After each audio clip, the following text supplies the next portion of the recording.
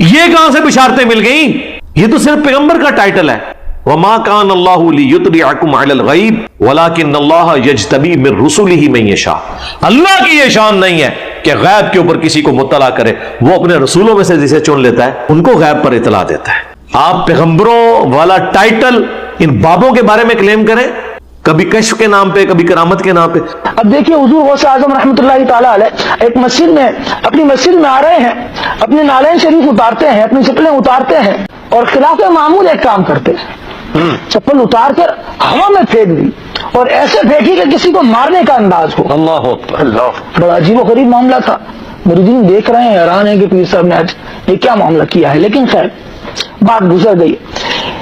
ایک ماہ گزرتا ہے، پورا ایک مہینہ گزر جاتا ہے، ایک قافلہ آتا ہے اور وہ غوث اعظم رحمۃ اللہ تعالی علیہ کی وہی چپل اس قافلے کا سردار اپنے سر پر رکھ کر لا رہا ہے. واہ واہ واہ. مریدین پوچھتے ہیں کہ یہ چپل تو غوث اعظم نے ایک ماہ پہلے پھینکی تھی.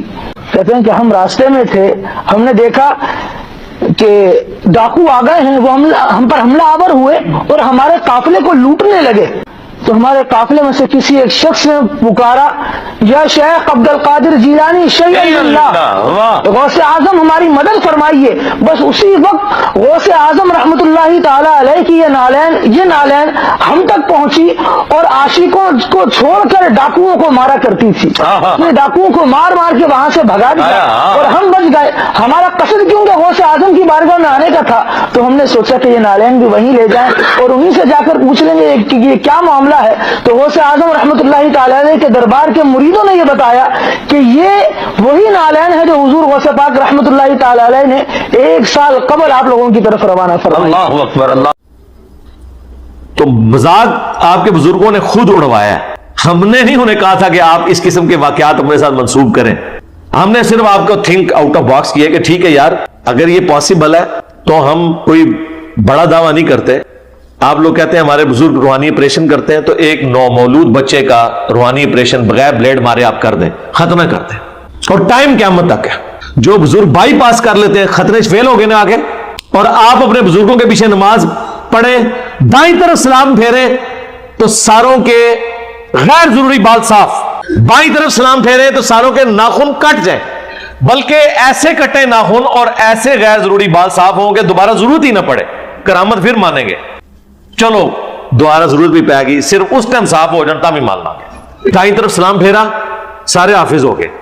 اچھا وہ سٹوری پوری پتا کیجئے. ایک خاوند، درد بڑی کہانی ایک خاوند کی ہے جو مرید تھا ایک بابا جی کا.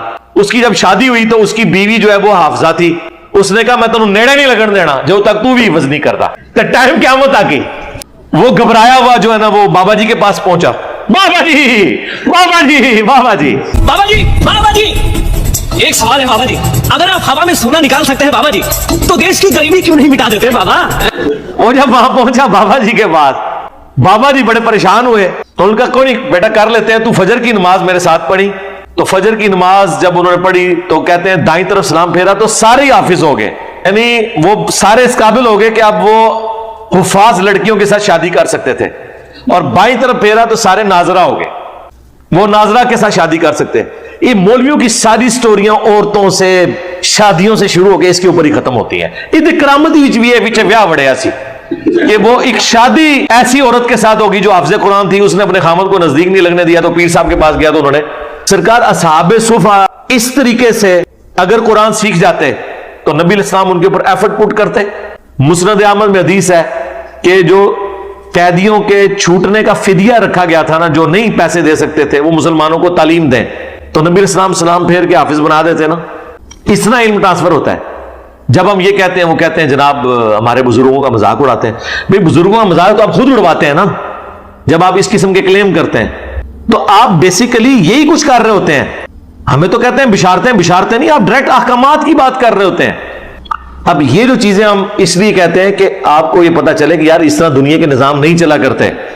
دنیا بقدر ایفرٹ ہے، دنیا کا نظام اس طرح نہیں چلتا. میرا معصومانہ سوال ہے، دنیا میں کوئی شخص پیغمبر کے سوا یہ دعویٰ کر سکتا ہے کہ میں کامل ہوں؟